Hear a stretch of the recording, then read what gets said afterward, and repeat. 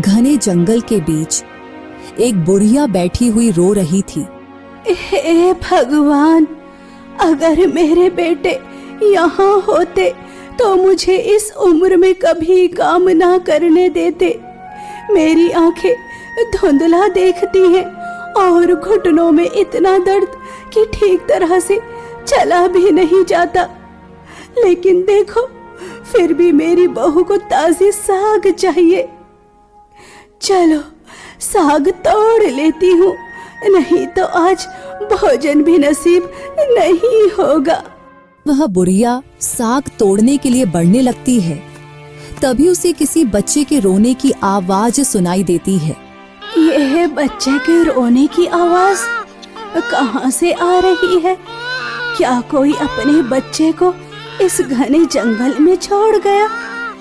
आवाज तो आसपास से ही आ रही है। एक तो मेरी आंखें भी ठीक तरह से देख नहीं पाती। बुढ़िया इधर उधर देखती है, परंतु उसे बच्चा कहीं दिखाई नहीं देता। किंतु रोने की आवाज निरंतर आ रही थी। तभी उसकी नजर नदी के किनारे रखी एक टोकरी पर पड़ती है, जहाँ से रोने की आवाज आ रही थी। इस नन्ही बच्ची को यहाँ किस निर्दयी ने मरने के लिए छोड़ दिया? भगवान सब पर अपनी कृपा करे। कितनी मासूम और प्यारी है। लगता है इसे भूख लगी है। पहले साग काट लूं, फिर इसे घर ले जाकर दूध पिलाऊंगी। भगवती उस रोती हुई बच्ची को अपने आंचल में समेटकर अपने घर ले जाती है। ओ जीजी, देखो तो, हमें तो लगा था कि बुढ़िया अब तक स्वर्ग सिधार गई होगी, लेकिन ये तो जिंदा लौट आई। ओ बुढ़िया, साग लाने में इतनी देर क्यों कर दी? तुझे पता है ना, हमसे भूख सहन नहीं होती। हमें तो लगा था कि तू कहीं टपक गई होगी, लेकिन तू तो सही सलामत लौट आई। खैर, अब जब आई ही गई है तो जा जल्दी से खाना बना, हमें बहुत भूख लगी है। बुढ़िया, अभी बनाती हूँ, लेकिन पहले इस मासूम को थोड़ा दूध पिला दूं। और ये जीजी, ये बच्ची किसकी है? बुढ़िया, तू इसे कहाँ से उठा लाई? सावित्री, यह बच्ची मुझे जंगल में नदी किनारे रोती हुई मिली। ना जाने किस बेरहम ने इसे मरने के लिए छोड़ दिया। ये बेचारी भूखी और लाचार थी, इसलिए मैं इसे अपने साथ ले आई। अब ये मेरे साथ ही रहेगी। ये मेरी बेटी है। बुढ़िया, तुझे क्या लगा कि मैं इस अनाथ को इस घर में रहने दूंगी? ये कोई अनाथालय नहीं है कि तू किसी को भी कहीं से उठा लाएगी। इसे तू वहीं छोड़ा जहाँ से लाई है, समझी? ये तुम दोनों कैसी बातें कर रही हो? यह बच्ची बहुत मासूम है। इस दुनिया में इसका कोई नहीं। क्या हम इसके लिए थोड़ी दया नहीं दिखा सकते? हमने किसी अनाथ को पालने का ठेका नहीं ले लिया। अगर इसके अपने माँ बाप ने ही इसे ठुकरा दिया तो हम इसे क्यों रखें? इसे वहीं छोड़ा, नहीं तो तेरे लिए भी इस घर में कोई जगह नहीं रहेगी। भगवती मासूम बच्ची की ओर देखती है और अपनी बड़ी बहू से कहती है, अगर ऊपर वाले ने इस बच्ची को मुझसे मिलाया है तो इसके पीछे उसकी कोई लीला अवश्य होगी। मैं इसे दोबारा जंगल में छोड़कर नहीं आऊंगी। ये अब मेरी बेटी है और इसका पालन पोषण मैं खुद करूंगी। मैं इसे अकेला नहीं छोड़ सकती, कभी नहीं। वाह वाह वाह, जैसे तू कहीं की रानी है। खुद को तो देख, अपने लिए 2 वक्त की रोटी भी हमारे रहमो करम पर खाती है, और अब चली तू इस बोझ को पालने के लिए। वैसे जीजी, इसे बाहर निकालने में कोई भी फायदा नहीं। फिर हमें गर्मा गर्म पराठे कौन खिलाएगा? वैसे भी ये अनाथ भी हमारे ही काम आएगी। रहने दो इसे भी यहीं पर। इसकी औकात याद दिलाते रहना जरूरी है। हाँ हाँ, अब तू खड़ी खड़ी क्या देख रही है? जल्दी जा, साग पराठे बना, बहुत भूख लगी है। भगवती की आंखों में आंसू छलक पड़ते हैं, लेकिन चेहरे पर संतोष है कि कम से कम उन्होंने उसे और बच्ची को घर से बाहर नहीं निकाला। वह तेजी से रसोई की ओर बढ़ती है और अपनी बहू के लिए स्वादिष्ट भोजन बनाने के बाद उस मासूम बच्ची के लिए दूध का कटोरा लेकर जाती है। तभी सावित्री देख लेती है। ओहो, देखो तो जरा, ये दूध किसके लिए लेकर जा रही है? बुढ़िया, अब तो दूध भी पीने लगी। बहू, यह दूध अपने लिए नहीं, उस मासूम के लिए ले जा रही हूँ। मुझे तो याद भी नहीं कि मैंने कब दूध पिया। जब से तुम दोनों इस घर में आई हो, मैं तो जैसे पराई हो गई हूँ। जीजी, ओ जीजी, जीजी, ओ जीजी, देखो तो ये दूध उस अनाथ को पिलाने ले जा रही है, जैसे घर में दूध की नदियाँ बह रही हो। इतने में निर्मला आ जाती है। उसकी नजरों में कठोरता चमक उठती है। बुढ़िया, मेरी बात कान खोलकर सुन। यह दूध उस मनहूस के लिए नहीं जाएगा। जब तक इस घर में रहना है, हमारी शर्तों पर रहना होगा। शुक्र मना कि तुझे और इस बोझ को घर से बाहर नहीं निकाला। आई बड़ी उस अनाथ मनहूस को दूध पिलाने वाली। भगवती के हाथ कांपने लगते हैं। वह दूध का कटोरा जमीन पर रख देती है और बच्ची को सीने से लगा लेती है। किसी तरह 5 साल बीत गए। भगवती बीमार रहने लगी। 5 साल की नन्ही दक्षिता इस नन्ही उम्र में घर का सारा काम संभाल रही थी। मेरी फूल जैसी मासूम बच्ची, इतनी छोटी उम्र में इतना सारा काम। बेटा, तुझे देख देख कर मेरा कलेजा फट जाता है। मेरी मासूम बच्ची इतनी कम उम्र में कितना कुछ सहन कर रही है।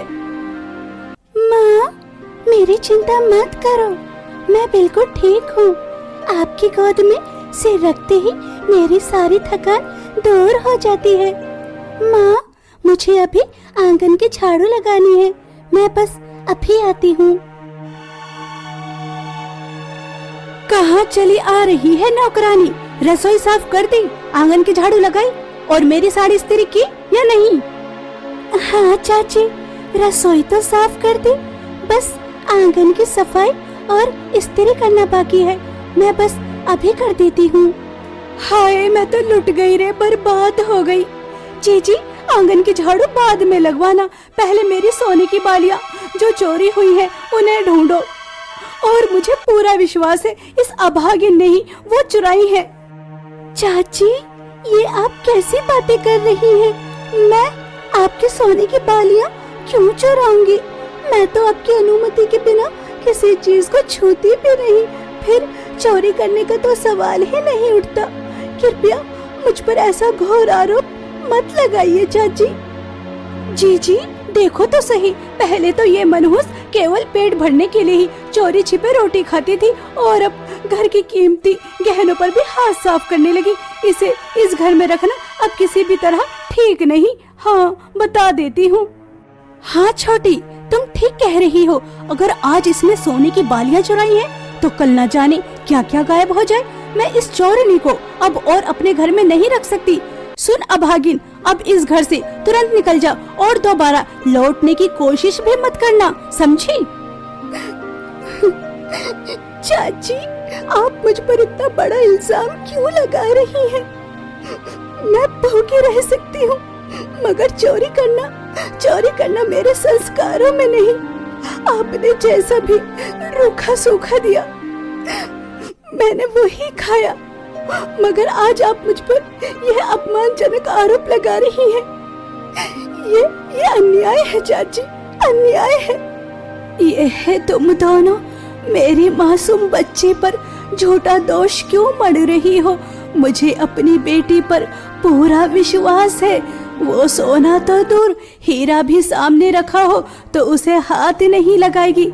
मेरी बच्ची निर्दोष है। बस बहुत हो गया। हमें अच्छी तरह से मालूम है कि तेरी इस मनहूस बेटी ने ही चोरी की है। अब हम तुम दोनों से तंग आ चुके हैं। आज के बाद हमारे इस घर की दहलीज पर कदम भी मत रख लेना। क्या कहा तुमने? तुम मुझे मेरे ही घर से निकलने को कह रही हो? तनिक भी लज्जा नहीं बची तुम दोनों में? इस उम्र में अपनी सास को घर से बाहर निकलने को कह रही हो? तुम्हारा हृदय नहीं कांपता ऐसे कहते हुए? हाँ हाँ, ये तो हमें बहुत समय पहले ही कर देना चाहिए था। चाची, कृपया माँ को कुछ मत कहिए, उन्हें इस घर से बाहर मत निकालिए। वो इस उम्र में कहाँ जाएंगी?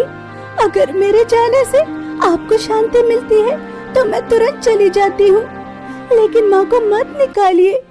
उन्होंने मेरे लिए बहुत सहा है, मैं उन्हें और कष्ट में नहीं देख सकती। नहीं मेरी बच्ची, मैं तुझे अकेले नहीं जाने दूंगी। तू मेरी संतान है। अगर इस घर में तेरे लिए कोई जगह नहीं तो मेरे लिए भी नहीं। माँ कभी भी अपने बच्चों को अकेला नहीं छोड़ती, फिर मैं तुझे कैसे छोड़ दूं? अगर तुम्हारा ये नाटक खत्म हो चुका है तो वहाँ द्वार खुला है, तुरंत यहाँ से निकल जाओ। कम से कम इस अनाथ और बुढ़िया की छाया से तो मुक्ति मिले और चैन की सांस ले। भगवती ने अपनी प्यारी बेटी दक्षिता का हाथ थामा और दोनों माँ बेटी भारी हृदय से उस घर की दहलीज पार कर गईं। उन्हें नहीं पता था कि वे अब कहाँ जाएंगी, उनका भविष्य क्या होगा।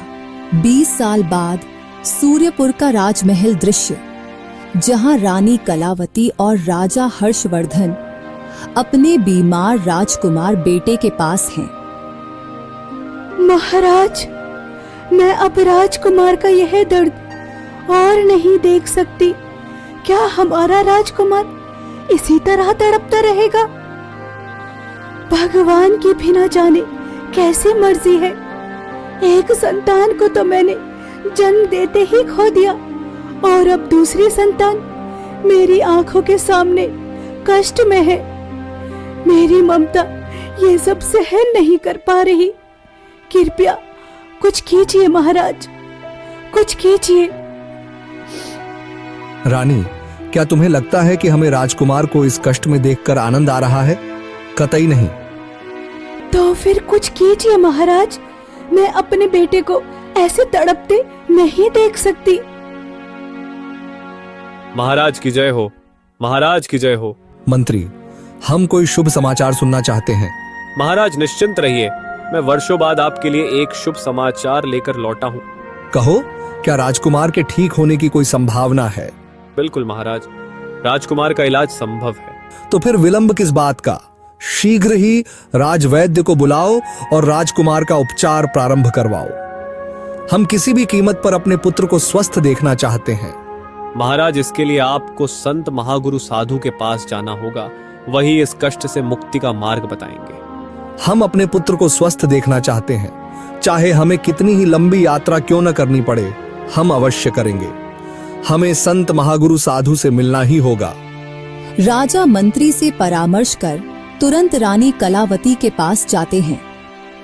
महाराज, मंत्री जी क्या कोई शुभ समाचार लाए हैं? क्या हमारे पुत्र के स्वस्थ होने की कोई संभावना है? क्या वो इस आसानी पीड़ा से मुक्त हो सकता है? हाँ रानी, आशा की एक किरण अवश्य दिखाई दी है, परंतु उसके लिए हमें एक लंबी यात्रा पर जाना होगा। महाराज, आपको कहाँ जाना होगा? हमें संत महागुरु साधु के पास जाना होगा, वही हमारे पुत्र के स्वस्थ होने का मार्ग बताएंगे। इसके अतिरिक्त कोई और उपाय नहीं है। हमारी यात्रा की समस्त तैयारियां तुरंत करवाई जाएं। राजा हर्षवर्धन की यात्रा की सारी तैयारियां पूरी करवाई जाती हैं और इसके बाद वे संत महागुरु साधु के पास जाने के लिए प्रस्थान करते हैं। दक्षिता, जो अब बड़ी हो चुकी थी और अपनी माँ के साथ एक झोपड़ी में रह रही थी। दक्षिता, मेरी प्यारी बच्ची, कहाँ है तू? बस माँ, अभी आई। गाय को घास खिला दूं, फिर तुरंत आती हूँ। दक्षिता जल्दी से गाय को घास खिलाती है और भागती हुई अपनी बीमार बूढ़ी माँ के पास पहुँचती है। माँ को दर्द से तड़पते देख उसकी आंखें भर आती हैं। बेटिया, वेद ने क्या कहा था? कब आएगा? अब तो मेरी पीड़ा असहनीय हो रही है। कहीं इस कष्ट में मैं तुझे अकेला छोड़कर ना चली जाऊं।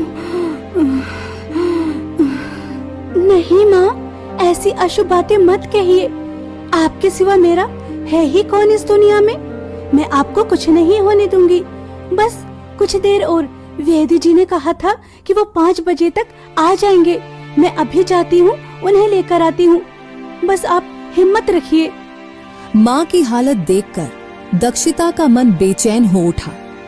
वह तुरंत वेद को बुलाने निकल पड़ी, लेकिन रास्ते में ही उसकी नजर एक घायल तोते पर पड़ी जो दर्द से फड़फड़ा रहा था।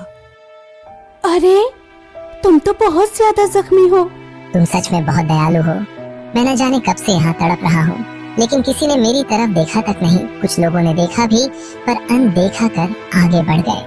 मगर तुमने न केवल मुझे देखा, बल्कि मेरी मदद के लिए भी रुक गई। मेरी माँ हमेशा कहती है, जो भी जरूरतमंद हो उसकी मदद करनी चाहिए। ये सबसे बड़ा पुण्य होता है।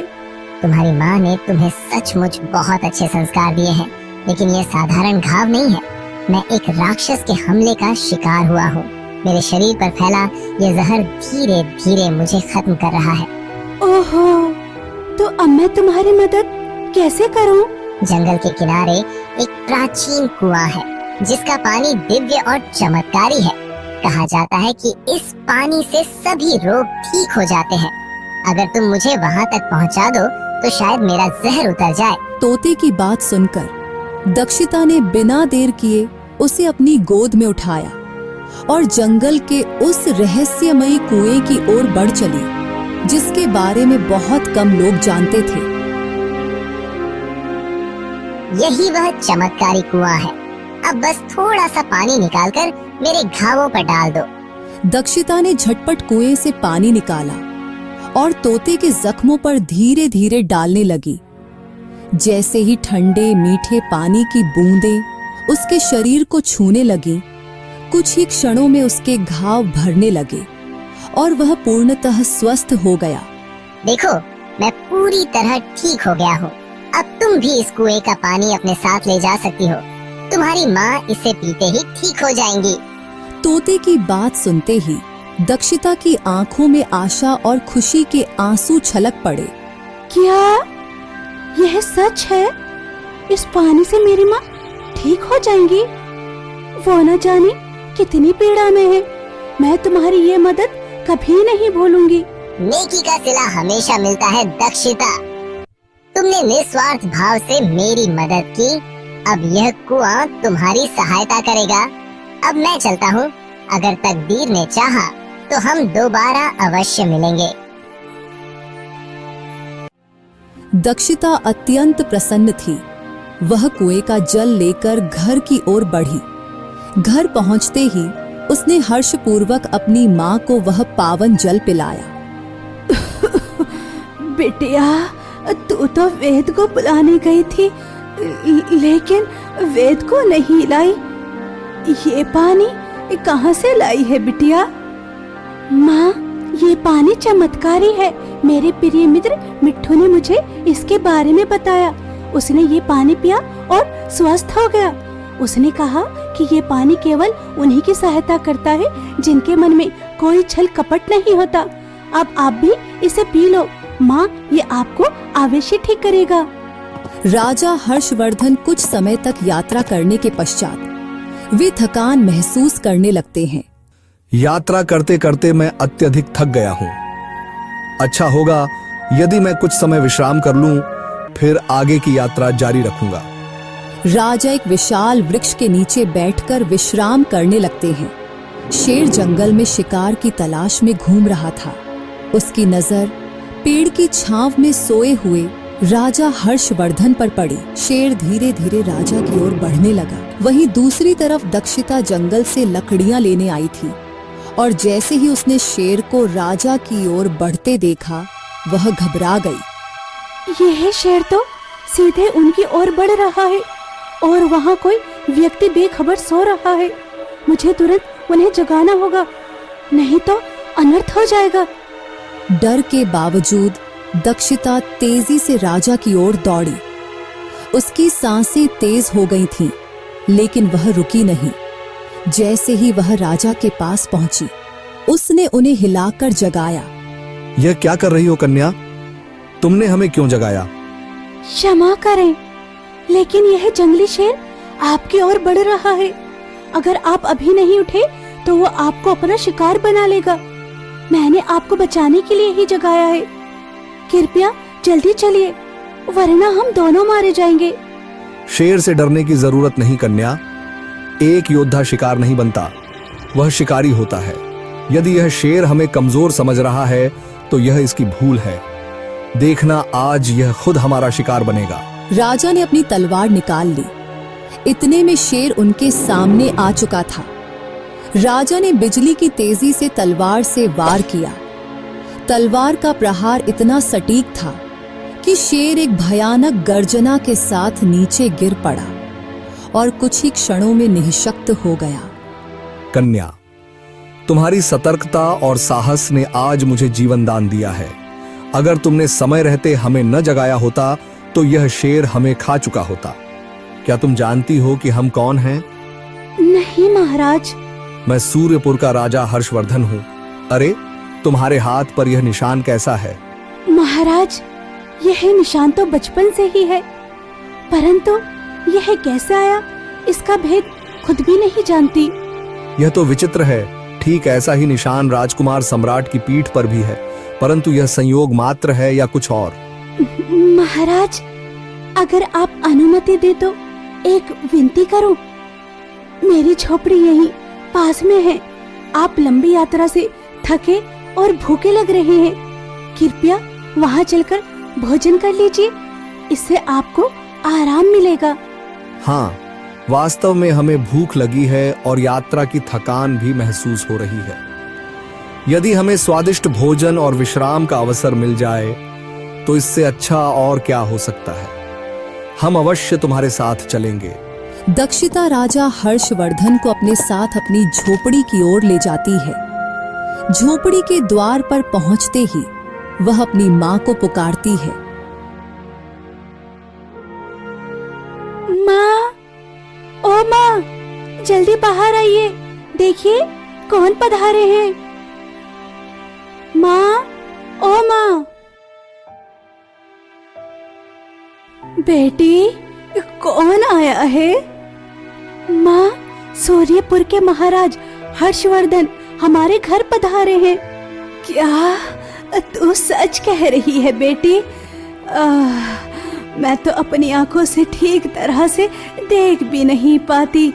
महाराज, हमारी छोटी सी झोपड़ी में पधार कर आपने हमें धन्य ही कर दिया। कृपया बताइए, हम आपकी क्या सेवा कर सकते हैं? आपकी कन्या अत्यंत गुणी और परोपकारी है। पहले इसने हमें शेर से बचाया, फिर हमें अपने घर भोजन के लिए आमंत्रित किया।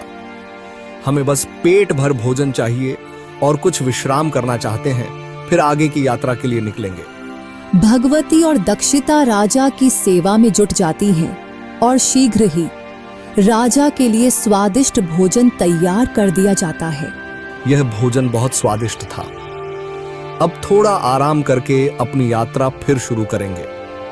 राजा हर्षवर्धन ने भोजन का आनंद लिया और कुछ देर विश्राम करने के बाद फिर से अपनी यात्रा पर निकल पड़े।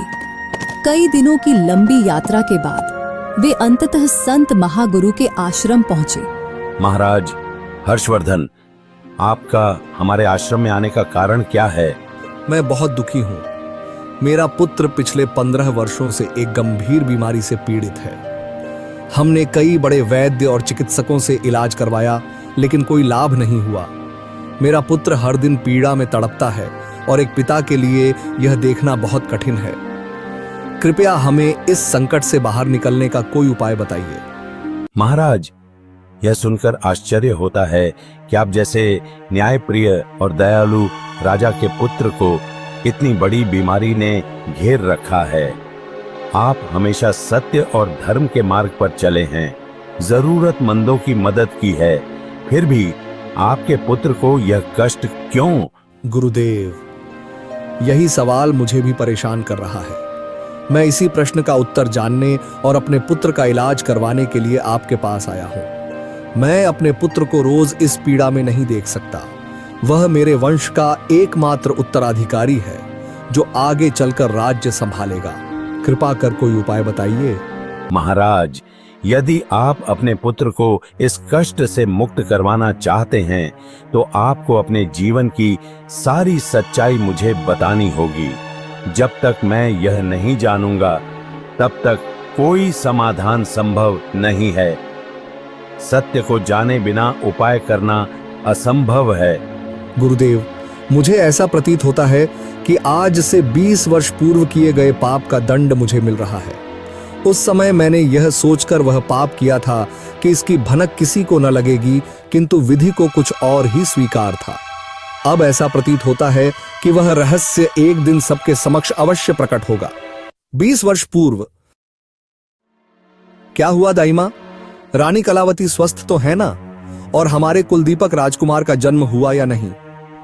महाराज, रानी कलावती ठीक है, वो गहरे नींद में है। लेकिन किंतु क्या हमारा पुत्र कैसा है? महाराज, रानी कलावती ने पुत्र को नहीं बल्कि एक कन्या को जन्म दिया है। एक सुंदर कोमल कन्या को जन्म दिया है। नहीं, यह असंभव है। मेरे हाथों में मेरा उत्तराधिकारी आने की बजाय कन्या। नहीं, यह हमें स्वीकार नहीं। महाराज, कन्या तो घर की लक्ष्मी होती है। वो देवी के रूप में आपके घर पधारी है। क्या आप अपनी लक्ष्मी का परित्याग करेंगे? हमें कोई उपदेश मत दो दाईमा। हम भली भांति जानते हैं कि हमें क्या करना है। हमारा वंश आगे बढ़ाने के लिए एक पुत्र की आवश्यकता थी। एक पुत्री हमारा उत्तराधिकारी नहीं बन सकती। किसी को इस बात की भनक भी नहीं पड़नी चाहिए। तुम इस कन्या को लेकर वन में जाओ और इसे हमेशा के लिए मिटा दो। लेकिन महाराज, यह हमारा आदेश है, इसका पालन किया जाए। महाराज, यह घोर अन्याय है। यह मासूम बच्ची आपकी ही संतान है, और जब रानी को इस सत्य का पता चलेगा तो तब क्या आप उनके टूटते हृदय की चीखों को सह पाएंगे? रानी को बस इतना ही बताना कि उन्होंने एक मृत बच्चे को जन्म दिया है। उन्हें ज्ञात नहीं होना चाहिए। चिंता मत करो, तुम्हें इनाम में स्वर्ण मुद्राएं प्राप्त होंगी, पर यह रहस्य केवल हम तीनों के बीच ही रहना चाहिए। गुरुदेव, मुझसे एक भयंकर पाप हो गया। मैंने अपनी ही पुत्री को मरवा दिया और आज मुझे उसी पाप की सजा मिल रही है जो मैंने 20 वर्ष पूर्व किया था। महाराज, हम पहले से ही जानते थे कि आपसे कोई ऐसा पाप हुआ है जिसकी सजा आप और आपकी धर्मपत्नी रानी कलावती और आपके सुपुत्र राजकुमार सम्राट भोग रहे हैं। गुरुदेव, क्या अब मेरा पुत्र कभी ठीक नहीं हो सकेगा? क्या उसके ठीक होने की कोई संभावना भी नहीं है? क्या मेरे पाप की सजा मेरे निर्दोष पुत्र को भुगतनी होगी? मैं क्या करूं? गुरुदेव, मुझसे यह अनर्थ कैसे हो गया? महाराज, किसने कहा कि आपके पुत्र का उद्धार असंभव है? राजकुमार सम्राट के ठीक होने की संभावना अभी भी शेष है। यदि तुम्हारी पुत्री तुम्हें हृदय से क्षमा कर दे तो तुम्हारा पुत्र इस असहनीय पीड़ा से मुक्त हो सकता है। परंतु गुरुदेव, आप कैसी असंभव बात कह रहे हैं? मेरी पुत्री अब इस संसार में नहीं है। जब वह जीवित ही नहीं तो मुझे क्षमा कैसे कर सकती है?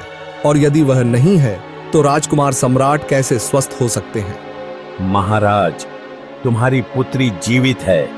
गुरुदेव, यह आप क्या कह रहे हैं? मेरी पुत्री जीवित है, परंतु मैंने तो उसे मरवा दिया था। यह कैसे संभव हो सकता है?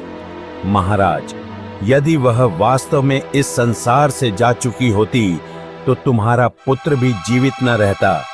तुम्हारी पुत्री की पीड़ा ही तुम्हारे पुत्र की पीड़ा का कारण है। जब तक वह पीड़ा में है तब तक तुम्हारा पुत्र भी इस कष्ट से मुक्त नहीं हो सकता।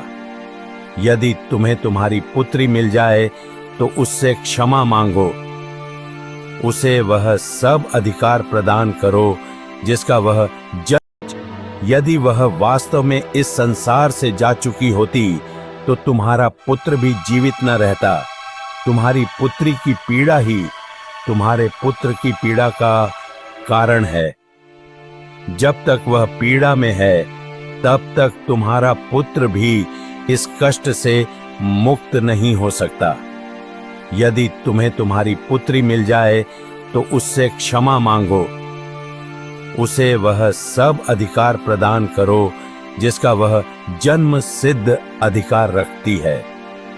राजकुमार सम्राट के जीवन की डोर तुम्हारी पुत्री के हाथों में है। राजा की आंखों में पश्चाताप के आंसू छलक पड़ते हैं। उनके हृदय में भय, आश्चर्य और आशा का तूफान उमड़ने लगता है। दरबार का भव्य कक्ष, सिंहासन पर बैठे राजा की आंखों में पश्चाताप के आंसू छलक रहे हैं। उनके हृदय में भय, आश्चर्य और आशा का तूफान उमड़ रहा है। कुछ ही क्षणों में मंत्री और दाइमा दरबार में उपस्थित होते हैं। महाराज, आपने बुलाया? दाइमा, हम तुमसे केवल एक प्रश्न पूछेंगे और हमें उसका उत्तर सिर्फ हाँ या न में चाहिए। हम सत्य सुनना चाहते हैं, केवल और केवल सत्य। महाराज, क्या मुझसे कोई अपराध हुआ है? मंत्री, अभी तुम मौन रहो। हम सत्य केवल दाइमा से सुनना चाहते हैं। दाइमा, हमारी पुत्री के साथ तुमने क्या किया?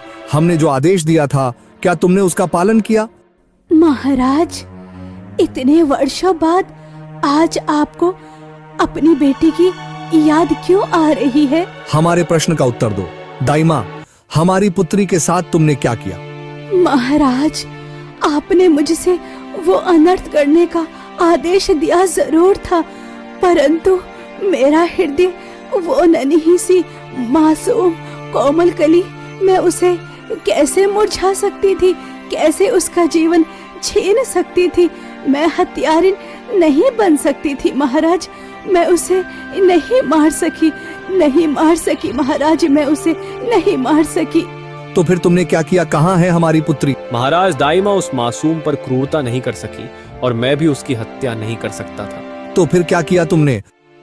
महाराज, हमने उस नन्ही राजकुमारी को एक टोकरी में रखकर नदी में बहा दिया। हम नहीं जानते कि वो जीवित है या नहीं। हमारी पुत्री जीवित है महाराज, परंतु आपकी बेटी जीवित है तो क्या अब आप यह जानकर उसे मरवा देंगे? महाराज, कृपया करके ऐसा पाप मत कीजिए। जिस तरह अब तक वो अपनी दुनिया में सुरक्षित रही, वैसे ही उसे सुरक्षित सुखी रहने दीजिए महाराज। नहीं दाइमा, अब हम वह पाप दोबारा नहीं करेंगे। तुमने हमारे आदेश की अवहेलना कर जो किया वह वास्तव में सराहनीय था। हम तुम्हारे इस उपकार को जीवन भर नहीं भूलेंगे। महाराज, कहाँ है आपकी पुत्री? मंत्री, उस घने जंगल के किनारे एक छोटी सी झोपड़ी में सादगी भरा जीवन जी रही हमारी बेटी, हाँ, हमारी अपनी संतान, उसे तुरंत हमारे पास ले आया जाए। राजा के आदेशानुसार मंत्री उस स्थान पर पहुंचता है जहां की चर्चा राजा ने की थी। वहां पहुंचते ही उसे ज्ञात होता है कि वह साधारण झोपड़ी किसी और की नहीं बल्कि भगवती और उनकी पुत्री दक्षिता का निवास स्थान है। माता भगवती और उनकी पुत्री दक्षिता क्या यही रहती हैं? क्या यह झोपड़ी उन्हीं की है? हाँ। आप दोनों को तत्काल राजमहल में उपस्थित होने का आदेश दिया गया है।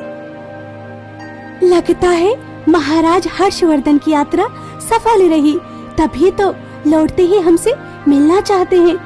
उन्होंने हमें वचन दिया था कि यात्रा समाप्त होते ही वो हमसे अवश्य मिलेंगे।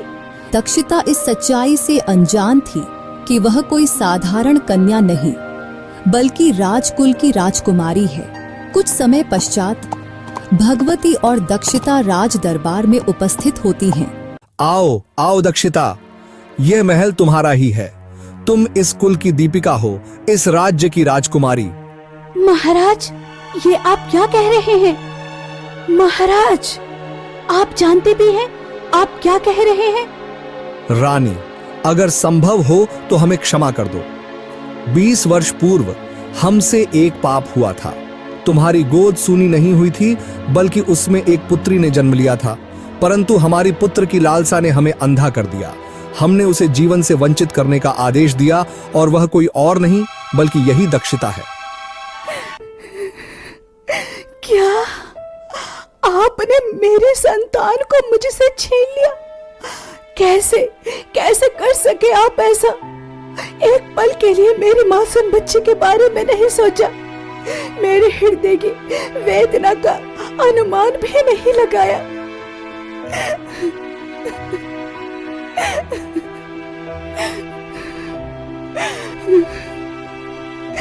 जन्म देते ही मुझे मारने का आदेश देने वाले आप ही थे, आप जिन्हें मैं न्यायप्रिय और महान समझती थी, परंतु आप तो एक हत्यारे निकले। मैं ऐसी जगह एक क्षण भी नहीं रहना चाहती। चलिए माँ, चलिए यहाँ से। हम जानते हैं कि हमारा अपराध क्षमा योग्य नहीं है, परंतु क्या तुम अपने भाई के लिए भी हमें क्षमा नहीं करोगी? अगर तुम हमें स्वीकार नहीं करोगी तो तुम्हारा भाई, जो 15 वर्षों से असहनीय पीड़ा में तड़प रहा है, सदा के लिए पीड़ा में रहेगा। आपका अपराध क्षमा करने योग्य नहीं है। अगर मेरी बूढ़ी माँ ने समय रहते मुझे नदी से ना निकाला होता तो आज मैं आपके समक्ष जीवित ना होती। उन्होंने मेरे खातिर अपार कष्ट सहे। आज वो दर दर की ठोकरें खाने को विवश है तो सिर्फ और सिर्फ मेरे कारण। हम भली भांति जानते हैं कि तुम्हारा जीवन अत्यंत कठिनाइयों से भरा रहा है। यही कारण है कि तुम्हारे राजकुमार भाई ने वर्षों तक असहनीय पीड़ा सही है। उनकी इस पीड़ा ने हमें भी भीतर तक व्यथित किया है। क्या तुम अपने हृदय से हमें क्षमा नहीं कर सकती? मेरा भाई जिसने वर्षों तक असहनीय कष्ट सहे, अगर मेरे क्षमा करने से उसका दुख समाप्त हो सकता है तो मैं हृदय से क्षमा करती हूँ। मगर मेरी बूढ़ी माँ, जब तक मेरे प्राण हैं तब तक मैं उनका साथ नहीं छोड़ सकती। तुम्हारी क्षमा ने हमारे हृदय का भार हल्का कर दिया है। यह हमारे लिए अमूल्य आशीर्वाद है। भगवती ने तुम्हें जो संस्कार दिए हैं वे अत्यंत पवित्र और महान हैं। तुम्हारे समस्त अधिकार तुम्हें प्रदान किए जाएंगे। तुम्हारा राज तिलक होगा और संपूर्ण राज्य में उत्सव मनाया जाएगा। तुम्हारी वापसी का आनंद पूरे राज्य में मनाया जाएगा। दक्षिता राजा हर्षवर्धन को सच्चे हृदय से क्षमा कर देती है।